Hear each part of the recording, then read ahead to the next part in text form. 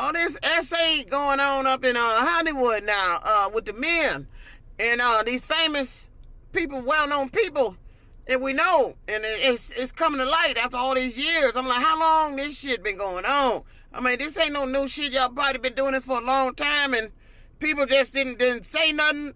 Why? I don't know. Because my daddy taught me, if you try to essay me, speak up immediately. I ain't keeping my mouth goddamn closed. So this here the stuff with Tyler Perry, I'm shocked. I really am. You know, I put him on a little higher pedestal because, you know, because the way he was and the way he spoke, his plays, he talk about God all the time, and I am totally shocked. $260 million lawsuit because you supposedly essayed somebody named Derek Dixon.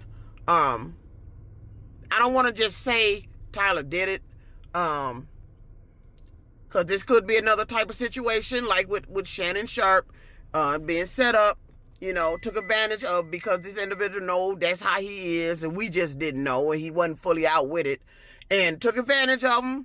You know, got him in a position to where leading him on, make him think he's going to get some, and then turn around and play, nope, stop touching me, stop putting your hands on me, lawsuit time.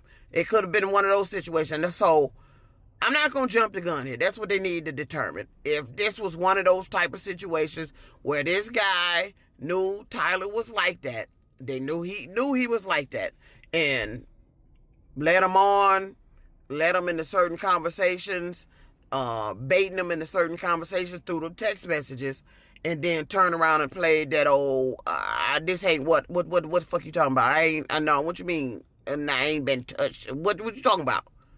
And then this here crawling up in the bed stuff that I heard about that. I'm like, yeah, he crawled up in the bed, but hell, we didn't hear nothing about you told him to get his ass out. See, that's the problem.